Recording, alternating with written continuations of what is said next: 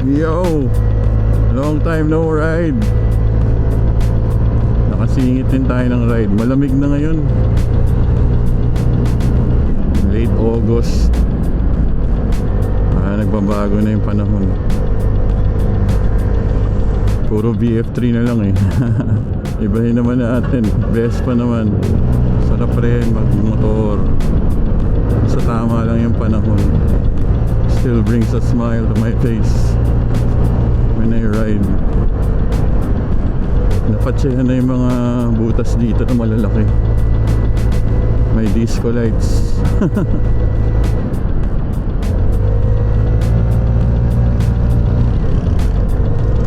Tingnan natin kung makapagkape tayo dun sa pinagkapihan ni mamaya. Aray nako, hindi pa pala naayos yun. Grabe, ang daming pundidong ilaw. Pundido ba yan or ano, ewan.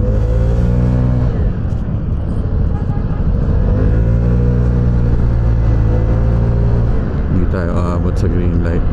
Chill na lang, chill.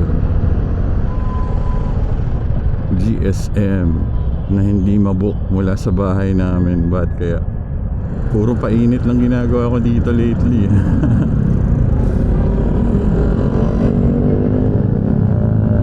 First full charge natin kanina from 88% na libre sa solar natin. Susulitin natin yun. Although kapag ginagamit na yun ng anak ko, makakapag-charge sa gabi na or late afternoon. So sa battery na kukuha ng kuryente yun. Yan, may malaking butas dyan, di pa natatakpan. Ayun, sobrang laki nun. Hindi pa tayo nakaka-testing ng VinFast scooter. Pero parang pag scooter, okay na muna tayo sa Degas. Kasi mura lang naman magpagas ng scooter. Hindi siya masakit sa bulsa. Hello, Commonwealth and a motorcycle. Tinesting ulit kanina nung tropa natin sa Waffle Delis yung BF3 sa UP. Nag-ikot-ikot kami. Itong mga motor natin, gagawin natin dito, maintain. Puro maintenance lang. Actually ito nga medyo mahal i-maintain yung BS5. Isang PMS nito 2.5 to 3K eh.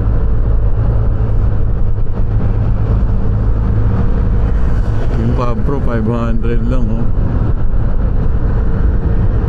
Pero masarap pa rin to i-ride eh.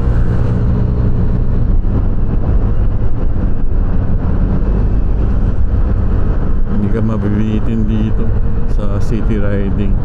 Dito may mga drainage. Tingnan natin kung may iwasan. Hindi pala. Dalawa.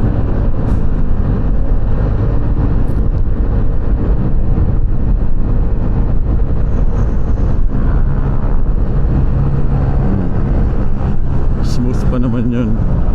Hindi katulad ng lubak kanina. Sarap ng hangin. Si Nick nag-vlog din eh, R90. Kailangan yan sulitin kasi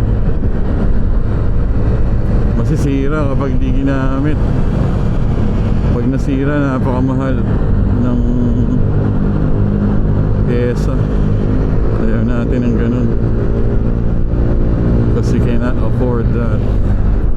Yung nakabili ng Vogue, na transfer niya na sa pangalan niya yung motor. Salamat ulit.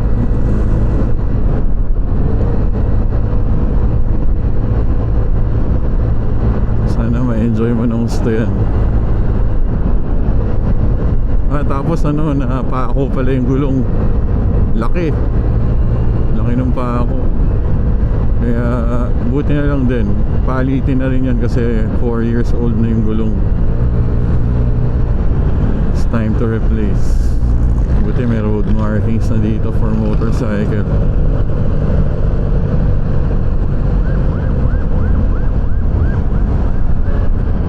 Why are you? I'm in my lane, man. Lakas ng kotse, oh. Oh my God.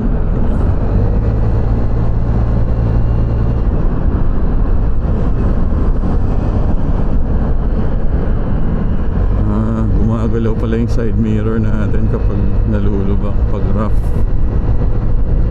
Nakipag-swap tayo kay Marky Mark para maging itim yung side mirror.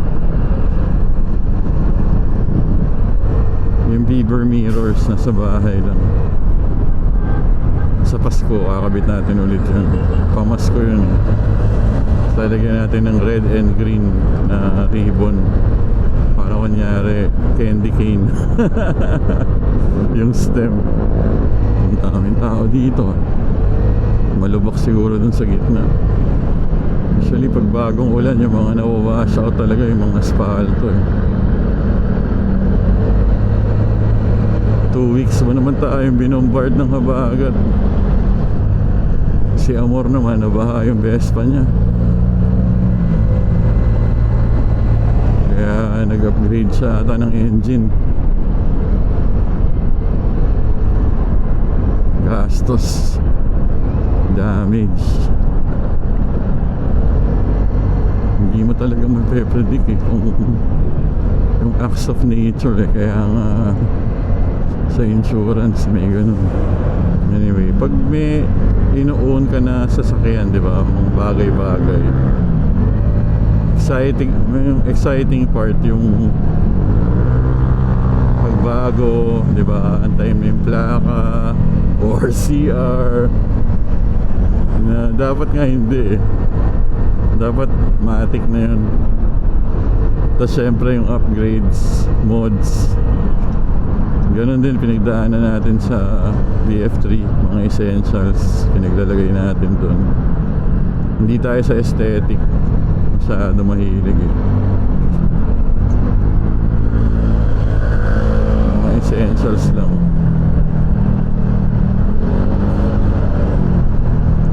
Tapos since ito ilang taon na to,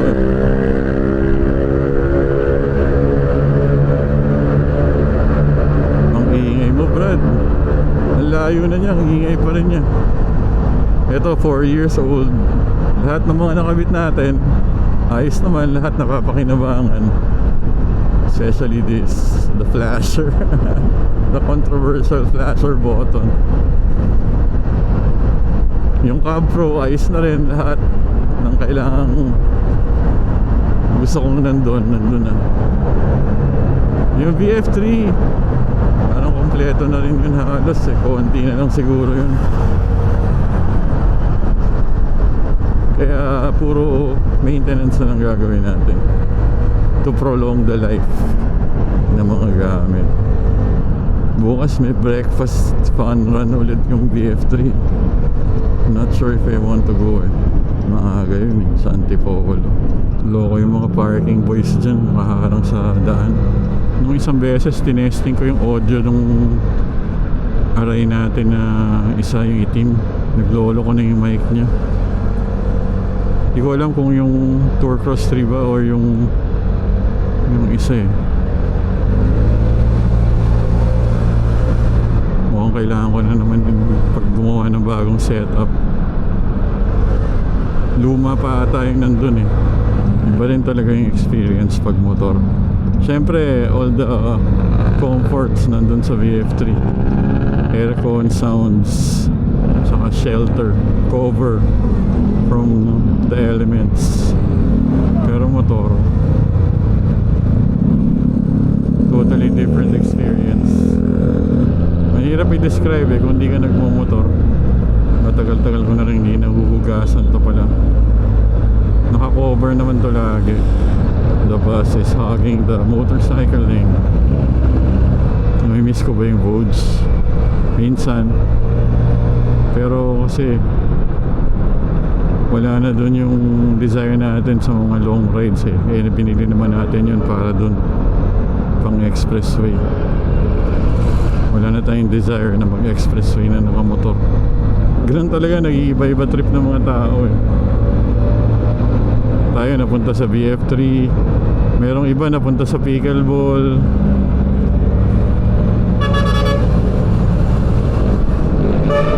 Yung iba napunta sa bilyar, lumilipas din, umiikot lang din.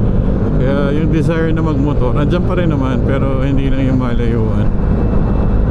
Dito lang tayo sa mga quick rides lang. Na-experience naman na natin yung magmotor sa expressway sa Japan, sa expressway sa Japan, sa twisties ng Japan. Okay na yun. Malay mo, mag-golf naman tayo. Dane, maghahanap tayo ng pagkakagastosan. Wag na, mahal din yun, mahal na bisyo. Tapos minsan parang isipin mo, magdadrive kaya ako or magra-ride kaya ako, tapos magkakape. Pero pagdating mo dun sa lugar na papagkapihan mo, madidismaya ka lang kasi mas gusto mo yung kape mo sa bahay. Kaya minsan tatamarin nga, tapos kunyari nagkape na ako sa bahay, ayoko na lumabas, tapos na eh. Unless nga ngayon talagang gusto ko lang talagang mag-ride, kaya tayo lumabas. Saka maganda yung panahon, matagal-tagal nga rin tayo hindi nakalabas na nakamotor, kaya sinamantala na natin. Malapit na mag-bare months, sana amihan naman ang pumasok na. Kailan kaya dadating si amihan, si Ami? Build up din dito. Anong araw ba ngayon? Saturday. It's a Saturday. Inaaya ko si Nick eh, kaso andun pa rin. Binisita niya ata yung CB400 niya sa Royal Moto Club. Hindi pa rin gawa eh. Tapos pina-powder coat niya yung tawag doon, yung parang frame, yung engine guard, kasi kulay pula yun eh. Pina-powder coat niya ng cherry red yata. Pula pa din. Sana naman matte black, Nick ah. Ako mamaya anong kulay ang nilagay mo dyan? Matte black yun dapat, Brad. Alright, yun lang. Saturday, Vespa ride. Ikot-ikot lang sa QC area. Hindi pa rin nakakasawa. Inaantay lang natin yung mga tamang panahon tulad nito eh. DJ DLS Vespa S125, 4 years old, still good. Huwag nyo na i-share, atin natin lang to. Peace out.